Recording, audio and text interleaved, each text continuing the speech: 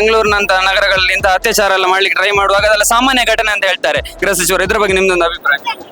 ಅವರು ಹೇಳುವರು ಸಾಮಾನ್ಯ ಘಟನೆ ಅಂತ, ಆದ್ರೆ ಅದರ ನೋವೆಲ್ಲ ಅವರ ತಂದೆ ತಾಯಿಯವರಿಗೆ ಮಾತ್ರ ಗೊತ್ತು. ಅವರ ಫ್ಯಾಮಿಲಿಯಲ್ಲಿ ಯಾರಾದ್ರೂ ಹಾಗೆ ಮಾಡಿದರೆ ಅವರಿಗೆ ಎಂತ ಅದರ ನೋವು ಎಂತ ಅಂತ ಅವರಿಗೆ ಗೊತ್ತಾಗ್ತದೆ. ಇದು ಬೇರೆಯವರ ಮಕ್ಕಳಲ್ಲ, ಅದಕ್ಕೆ ಅವರು ಹಾಗೆ ಮಾತಾಡ್ತಾರೆ. ನಮಗೆ ಕಾಂಗ್ರೆಸ್ ಸರ್ಕಾರ ಇದು ಬಂದ ನಂತರ ಉಂಟಲ್ಲ ತುಂಬಾ ಅನ್ಯಾಯ ಆಗಿದೆ, ಆದ್ರೆ ಯಾರು ಸಹ ಹೇಳುವಾಗಿಲ್ಲ ಇದು ಬಂದು.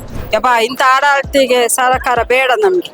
ಆದ್ರೆ ಎದುರು ಬಂದು ಹೇಳಿದವರಿಗೆ ಅವರಿಗೆ ಸಹ ಒಂದು ಅನ್ಯಾಯ ಮಾಡ್ತಾರಲ್ಲ, ಅನುಭವಿಸಿದವರಿಗೆ ಮಾತ್ರ ಗೊತ್ತಿದ್ರು ಅಷ್ಟೇ.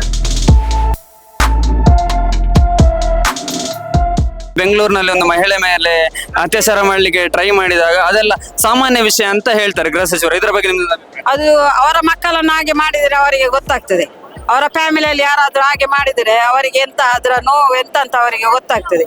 ಇದು ಬೇರೆಯವರ ಮಕ್ಕಳಲ್ಲ, ಅದಕ್ಕೆ ಅವರು ಹಾಗೆ ಮಾತಾಡ್ತಾರೆ. ಈ ರಾಜ್ಯ ಸರ್ಕಾರದ ಆಡಳಿತ ಬಗ್ಗೆ ಏನಂತ ಅನಿಸ್ತದೆ ಇತ್ತೀಚಿನ ನೋಡಿ? ಯಪ್ಪ, ಇಂಥ ಆಡಳಿತಿಗೆ ಸರ್ಕಾರ ಬೇಡ ನಮ್ಗೆ. ಬೆಂಗಳೂರಿನಂತ ನಗರಗಳಲ್ಲಿ ಇಂಥ ಅತ್ಯಾಚಾರ ಎಲ್ಲ ಮಾಡ್ಲಿಕ್ಕೆ ಟ್ರೈ ಮಾಡುವಾಗ ಅದೆಲ್ಲ ಸಾಮಾನ್ಯ ಘಟನೆ ಅಂತ ಹೇಳ್ತಾರೆ ಗೃಹ ಸಚಿವರು. ಇದ್ರ ಬಗ್ಗೆ ನಿಮ್ದೊಂದು ಅಭಿಪ್ರಾಯ? ಅವರು ಹೇಳುವರು ಸಾಮಾನ್ಯ ಘಟನೆ ಅಂತ, ಆದ್ರೆ ಅದರ ನೋವೆಲ್ಲ ಅವರ ತಂದೆ ತಾಯಿಯವರಿಗೆ ಮಾತ್ರ ಗೊತ್ತು.